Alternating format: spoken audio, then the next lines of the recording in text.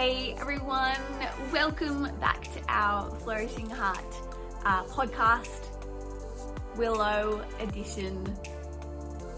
Actually, I haven't thought of a name for this yet, so we'll have to get there. But today I had the privilege of interviewing Ash, who just happens to be one of my housemates, which is great that she is a graphic designer, and she wrote an article in the magazine on Home Sweet Home. So I really enjoyed chatting with her this morning, and I really hope that you enjoy this episode. Well, hey everyone, I'm so excited to be joined here today by Ashley Meyer, who is actually my housemate. Yes. So that's fun. Ash contributed to our WILLOW magazine. She wrote an article on Home Sweet Home. Our home sweet home. Our home sweet home, exactly. And Ash also is a graphic designer, and she put together the whole magazine. So there you go, very talented. Okay. And so, I wanted to chat to Ash today just a bit about the article that she wrote about and creativity. So welcome, Ash. Yes, great to be in your room. Oh, thank you. It's kind of irregular, but I just feel a bit more professional today. So good. So Ash, obviously you wrote about Home Sweet Home. Yes. I love how you mentioned that everyone is creative, especially because we have a creative God. And so your article was on spicing up your living space. And I'm just wondering, have you always been creative in that way? Have you kind of always seen a space and thought how you could make it better or more cozy or more inspiring? Well, definitely, Tess. I mean, I was the kid who loved to spice things up by drawing on the wall kind of situation, which I learned very quickly. Mum didn't approve of that. But I think I've just, always had an eye. I know what I sort of liked, and I know that I'm a little bit more hospitable in nature. So I think, spicing up your home and making it what you like and really finding joy in your space is so important. And the funny thing is, actually, I mean, I was even reflecting on it the other day, but having a space and being proud of your space is actually so biblical. The Israelites, throwing it back to the good old Bible, God, it was really important for the Israelites to find a home to settle, and there's something deeply ingrained in us to find a space and be settled and grounded and love it and find joy in it. And so I've always sort of been a bit more creative in that way. Yeah, that's awesome. That's really cool. And I feel like also this ties in with your graphic design business too. Hey, you kind of, I guess, see what could be, you have a creative eye to, I guess, take someone's idea and see what could be and turn it into something really beautiful. Can you tell us a little bit more about Bark and Bear, what you guys do? Yes. Well, so Bark and Bear is a business I run with a friend of mine, B, and it was a COVID baby. We birthed, like many things have been birthed out of COVID. I studied graphic design as in my teens. That was what I did at uni. And I've always just loved creativity, and so I actually wanted to be a fashion designer, but first an architect, and I was like, too boring. And then went the other extreme, fashion design, but landed quite central in graphics. And I think obviously, because you can do so much. You can do so much with that, and it's quite versatile. And so I mean, I was just studying at college with you, but Tess. Nicknames coming out. Studying at college, and that obviously was sort of coming to an end. But then COVID hit, lost my work, and so Bark and Bear was birthed. B and I, she's a film student and amazing at what she does. So we sort of joined forces, and it's been amazing. It's been such a cool journey. I'm still learning so much, but we do film and graphic design, and I guess our real heart is to serve people and serve businesses or projects and ideas. And so we kind of just see ourselves as an extension of any business, and just really our heart is for people to be seen and heard, both visually and and just aesthetically. And so and so we really just love people's ideas, and we love solving people's problems. And that's sort of the heart behind Bark and Bear, and it's growing. We're still discovering new things. It is. Yeah. That's so exciting. I love that you guys are so fun as well. Like, you make every project fun. Good. Yeah. That's what I like to hear. And Tess is honestly top client right here.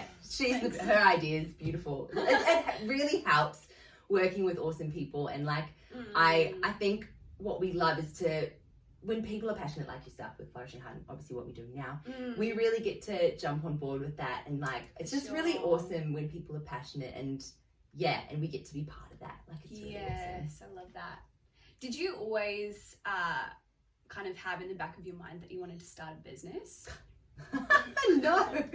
Okay. Actually no. I mean, my old boss, she ran a small design studio, and I think it was awesome. I can see how God kind of aligned everything to this point. But I think running your own business, obviously there's so many pros, but it's also there's stressful sides to it. There are. And definitely. I think seeing what she did and how she ran it, she's amazing. I think I didn't feel like I could carry that mantle. Yeah, wow. But then it's just amazing.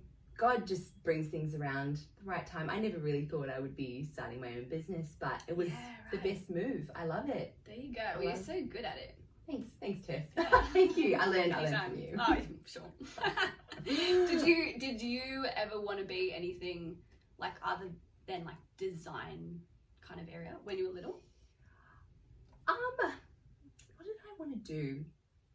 I think classic. Wanted to be a vet for a while because loved animals. I think so, but then my mum also bought us a bunny rabbit, and I didn't look after it very well. It didn't die, but it just, my mum was the one who looked after it. So I think I sort of realized very quickly maybe I don't have the knack for it.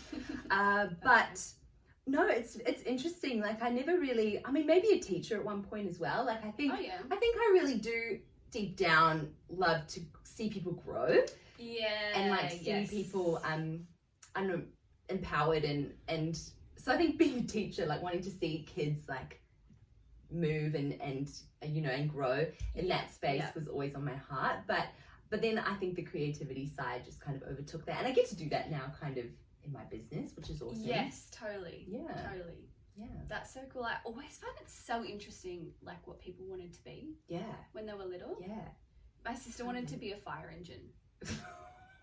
Not a firefighter. Just close. Just a fire Just engine. the engine. Wow. Yeah. God, was that Jess? No, Annie. Oh, Annie. Oh. Well, is she a fire engine? No, sadly she didn't quite reach that goal. So dream on, I say dream on. She needs to book a new with coaching. That's it. I'll set her straight. So for those who kind of find it hard to reconcile the idea of being creative, I know a lot of people, kind of say, I can't paint, or I can't dance, or, I'm not a musician, or I'm not creative. What would kind of you say would be your biggest advice or biggest tips on creativity? Yeah, no, that's good, Tess. And it's so true. I think people always connect creativity with painting or with singing, or I can't sing, so I'm not creative in that way. But I just think, I believe, we were, as Tess mentioned before, created by a creative God. And so if we're created in his image, we are creative, like in our own different ways. Yeah. But I think my greatest piece of advice would be God created this earth, and he created us out of love. And so I think one of the first things you can look at, if you're like maybe thinking, I'm not creative, or if you're a little bit down about the fact that you feel like you're not creative in a certain kind of way or area, I think just look at what you love and really go with that. And for example, my mum, she's an accountant, and so you wouldn't look at that and think, creative, but she is creative in the ways that she puts numbers together and the way she reconciles spreadsheets. That doesn't really appeal to me, but she's creative in solving problems in those aspects. Awesome. And what she also has on the side is she's got her own little candle business, and so cool. I think just looking at your hobbies and what you love to do, and you can just be creative in that way. And I know in COVID at the moment, it's been really hard. I think a lot of people have spent, lockdown has affected a lot of people. Yes, but for sure. I think I was just reading something the other day that the one way to really break out of that that sort of low mood people maybe have been feeling is just recreation. And so awesome. you might not be, or you might not think you're good at painting, but even just making some space just to like let out, you know, just be creative and just give it a go. Just give it a go. That would be my piece of advice. Is sometimes you don't know you're good at something until you do it. Oh, definitely. Yeah. It's like you don't know that you like food unless you eat it. Yeah, exactly. Same thing. Totally. We have taught Tess at home. She's tried so many new foods, guys. I actually have. You really have. I actually have. Do you know, when I was little, there were so many foods that I was like, nah, I hate it.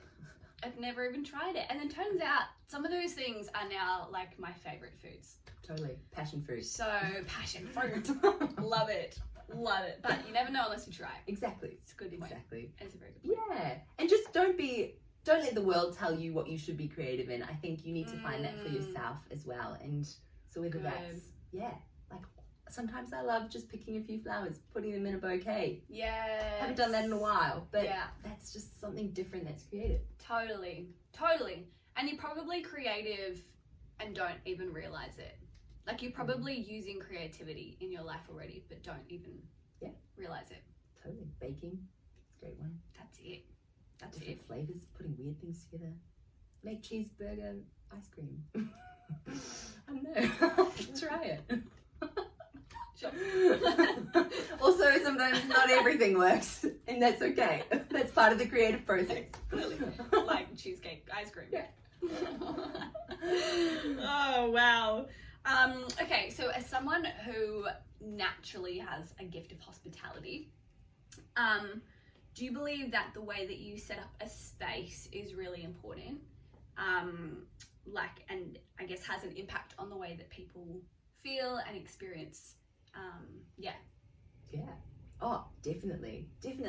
And I don't know about you, Tess, or about you guys, but there's just something when people come over, you automatically have this like, I need to clean, I want to make it look nice. And I think it all just comes down to when you really honor your friends and honor people around you, you want them to come into a space and feel like they're welcomed and at home, and it's a place where they can rest. I know that for me is a big thing. I want people to come into my space and feel like it's their home, they can make themselves at home. So the fine balance of keeping it nice, but not like too pristine that they can't touch anything. Yes. But no, I think definitely hospitality, it isn't just about us, as much as it's important, you know, the food and the conversation and the people you're with, but actually the space. And Tess is really good at this. I mean, our movie nights, usually we have a projector downstairs, we project it onto the wall, but Tess makes it beautiful, like brings all her amazing blankets and pillows downstairs. She really puts an effort into just our casual movie nights, but it does add such an element to it. And I think, again, it just comes down to, just joy. Like we want to enjoy the space, and you can be so creative in that way as well, and really express what you love in that space. So just find out what your style is, what you like, and when next time you have friends over, put something together, light a candle, set the atmosphere. It's amazing what a difference it can make. Yeah, for sure. And I feel like it values other people as well. Like it shows that you have put in effort to make other people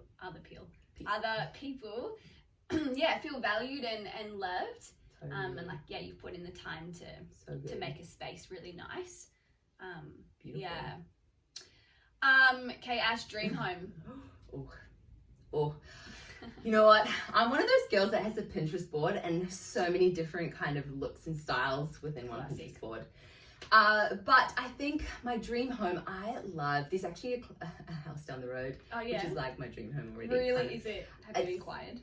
No, I haven't, because I probably cannot afford it. That's good. But it's beautiful, like bungalow style, white timber framing, beautiful, just really clean, lots of plants.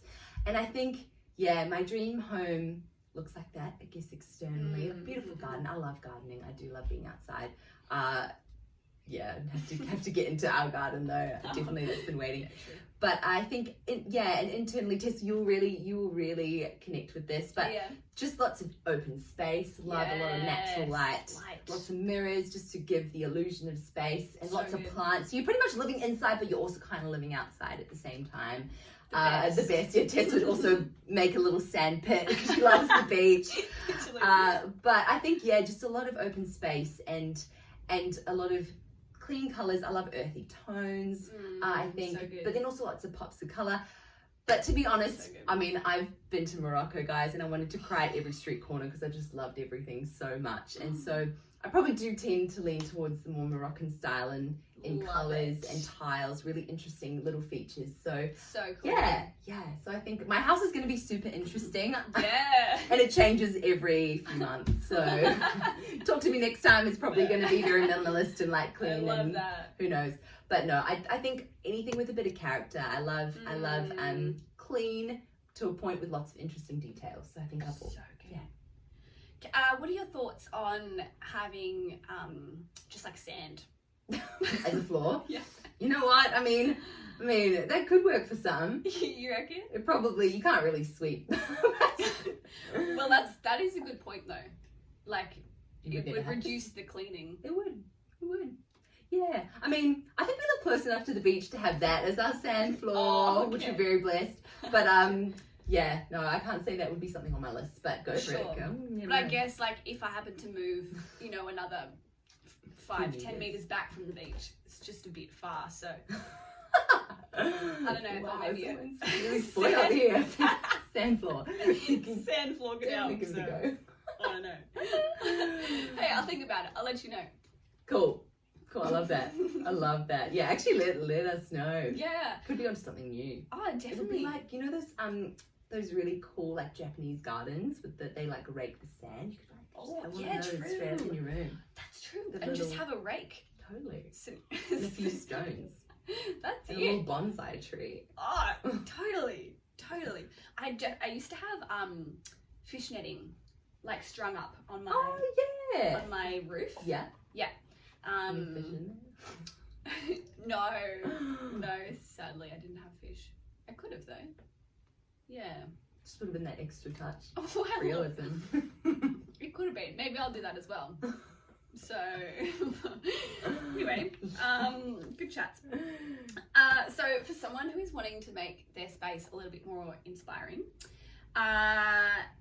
what is like some practical advice that you would give them just to like get the ball rolling? Great. Yes. Like first moves. Oh, okay. Honestly, so simple, guys. First thing I would look at is firstly what's in your room and how can you get rid of clutter. I think once you like declutter your space, fresh mind to look into what's next. So if you've got like lots of trinkets or just random bits and pieces lying around, just pop it in like a box, store it under your bed or somewhere where it's out the way, just so it gives you, because honestly, if it's like your mind, if your mind is really cluttered, it's hard to think straight. And if your space is really cluttered, it's probably going to affect a lot of different areas in your mood. And so I highly recommend decluttering, like first things first. And you can really start small. I mean, what's something you haven't, classic bed, maybe you can start with like a new duvet cover, maybe you have, what do you call them here, Doonas. A new doona cover, and start small, and then from there grow, like look at colors. I actually would recommend, so once you've decluttered, even looking at Pinterest, if you're that kind of person, looking at what you love, finding what you love is really important next space. And then, once you've found maybe a few images of inspiration, having a look online, like jumping onto Kmart, whatever will fit your budget, jumping onto Kmart, Target, Adairs, finding similar pieces that you've then, that are on your Pinterest board, and just gives you a bit of direction, and you can save up. Like maybe you buy one thing at a time, so you're doing a cover, or maybe it's just a plant, starting with a plant, that changes so much already. Yeah. So it can be really small. It's not nothing too overwhelming. Yeah. Or just picking a palette that you like. Starting with a picture in your room. So and you can just do it bit by bit. It doesn't have to be like just a haul out and a new haul in. You can really do it slowly.